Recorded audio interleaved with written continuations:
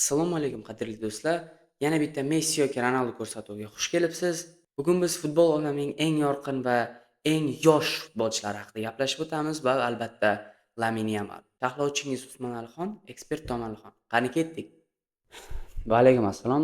To'g'risini aytsam, Lamine Yamal 25-yilda to'g'ri aytganingizdek katta pikiga chiqdi. Umuman futbol nima deydi uni butun omma pashti tanidi. Endi o'sha Inter o'yini boshqasi. Hozir uni narxi 200 million. CS tahliliga ko'ra esa вообще 400 million narxi Lamine Yamal. Dahshat statistika. Keling uni 25-yil parvozi haqida gaplashaylik. Lamine Yamal 2025-yilda gol plus pass bo'yicha 21 ta gol urdi hamda 20 ta assist qildi. То есть 20 ga 20. Dahshat statistika va Lamine Yamal imенно ana shu 25-yilda ancha portlab ketdi desak ham bo'ladi. Chunki oldingi yillar baribir ham uni yosh, juda deyapti, lekin imенно o'sha Interga qarshi o'yin Lamine Yamal stratosferaga uchirib yubordi вообще. Statistika u yoqda tursin, Lamine Yamal oltin to'pni 2-o'rniga keldi. Hamma odam aytishi mumkin, France Football'ning oltin to'pi men o'ylashim bo'yicha ham Rafinyaga borish kerak edi. Usmon Dembele 1 bo'ldi, Lamine Yamal 2, Rafinha 5. No, men o'ylashim bo'yicha Lamine Yamal ham o'sha top 5likda bo'lishi kerak edi.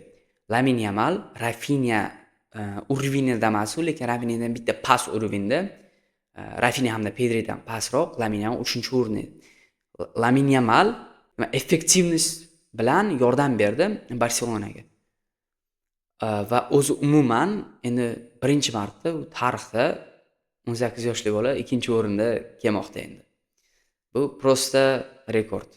Va yana bitta narsa, u ketma-ket 2-marta Copa trofeyini yutdi. Bu bilmaganlar bo'lsa, bu eng zo'r yosh futbolistga beriladi France Football tomonidan. Ketma-ket 2-marta Copa trofeyi. Endi u oltin to'p Rafinha yutish kerak edi, nomayli. Hansi Flick tizimida u oddiy wingerdan yana bitta boshqacharoq wingerga aylanmoqda. U то есть более playmakerlik wingerga aylanmoqda imенно Lamine Yamal. Chunki oldingi yillar Xavi qo'l ostida o'ynagan payti baribir ham anoydada, nima deydi, yopishgan edi flankka. No, hozir anchagina svobodniy, xohlasa sentr, mana hozir yanvarda u anaqa даже atakuющий polzashitnik pozitsiyasida ham anchagina yaxshi o'ynamoqda. Desatka desak bo'ladi, более-менее Messicha roldan desak bo'ladi. Hansi Flick ham menimcha o'sha aytgandek pozitsiyalar anchagina svobodniylashdi. Lamine Yamal anchagina universallashdi. Lamine Yamal hozir даже chapda ham o'ynab oladi. Va o'zi umuman Hansi Flick Lamine Yamalni anchagina ochib berdi deb o'ylayman. Uni mana raqibni yoradigan paslari, trivela paslari. Lamine Yamal 25-yilda prosta mana o'sha treble Lamine Yamalni kuchi bilan ham bo'ldi. Lamine Yamal ham katta o'sha kuch yordam qo'shdi o'sha narsaga. Eng zaif jihatlardan boshlasak Lamine Yamalni u jarohatlar. Lamine Yamal juda ham ko'p o'ynadi oldingi sezon, 24-25-sezon va 25-26 sezonni ham xuddi shunday boshladi. To'xtamasdan o'yinlab Lamine Yamal endi g'alati eshitding, 18 yosh Lamine Yamal. Hali uni tanasi unchalik ko'p o'ynashga to есть valid emasda, xolos qiynalyapti. Va mana sentyabr, oktyabr oyida shuning uchun ham travma oldi. Travma olib, endi u imенно o'sha o'yindan ham desak bo'ladi, pax orasida qandaydir travmasi bor edi.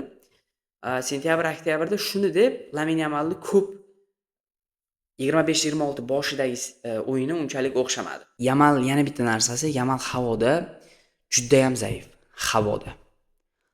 Lamine Yamal juda ham zaif mana shu narsada.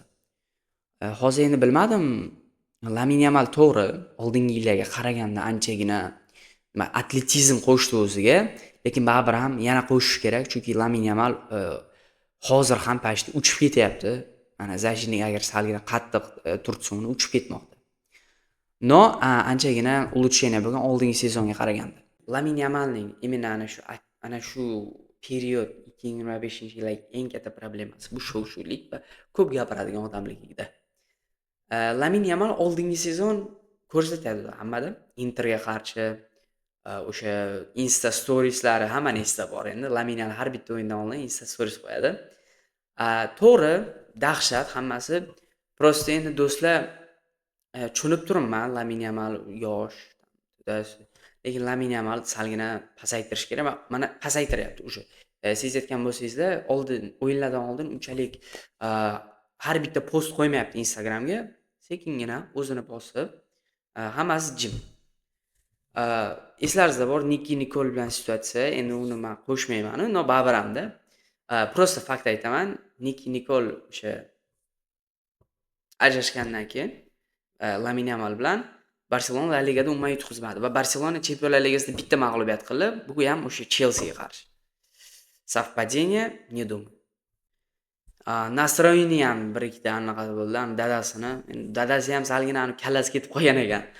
Dadasi ham o'sha da вот именно shu narsalar Lamine Yamalga anchagina muhim o'yinlarga porlashga yordam bermadi. Yana bitta narsa, Lamine Yamalga ko'p odam adaptivlashdi.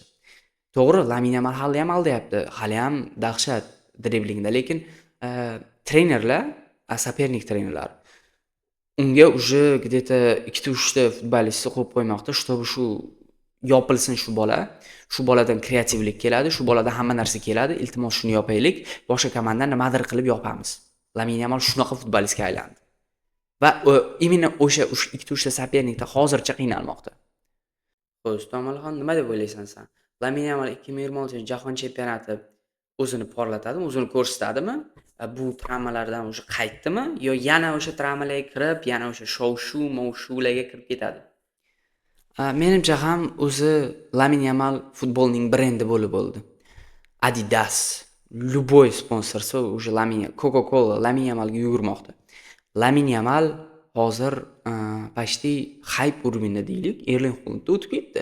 Men oldingi videoyimda gaplashib o'tdim shu haqida. Erling Haaland yoki Mbappe videoyimizda o'shani ko'rib o'ting. Kстати,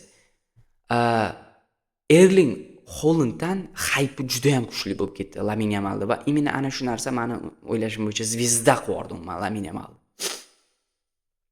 Erling Haalanddan hype juda ham kuchli bo'lib ketdi Lamine Yamalda va именно ana shu narsa meni o'ylashim bo'yicha zvezda qilib yubordi Lamine Yamal.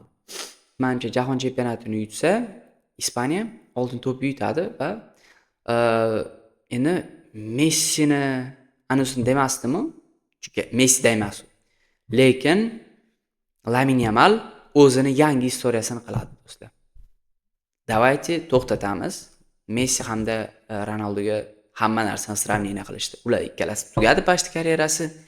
Lamine Yamal, Mbappe yangi karyera, Erling Haaland hammasi yangi do'stlar. Ular o'zining istoriyasini yozadi. Menimcha ham Lamine Yamal bu yana bitta o'sha Barselonaning yangi zvezdasi. Ronaldinho, Messi, endi Lamine Yamal. Fati umuman boshqa istoriya. Fatini kiritmaslik kerak Lamine Yamal bilan bitta kategoriyaga. Lamine Yamal umuman boshqa kategoriya. Ansu Fatida unaqa yengillik yo'q edi. Bunaqalik tezlik, bunaqa yengillik yo'q edi Ansu Fatida. Ansu Fatida faqat gollik instinkti bor. Va endi Ansu Fati mayli. Lamine Yamal meni o'ylashim bo'yicha 26-jahon chempionati xuddi Mbappe nima qildi Fransiya bilan 2018-yil. Lamine Yamal xuddi shunday qiladi va jahon chempionatini yutadi skoriy. Do'stlar, siz nima deb o'ylaysizlar? Jahon chempionatida Lamine Yamal yutadimi yo yana o'sha Millatlar Ligasida parod qilganda yana qiladimi shunaqa? Kommentlarda fikrlaringizni qoldiringlar. Video yoqqan bo'lsa like bosing, obuna bo'lib qo'ying. Adios.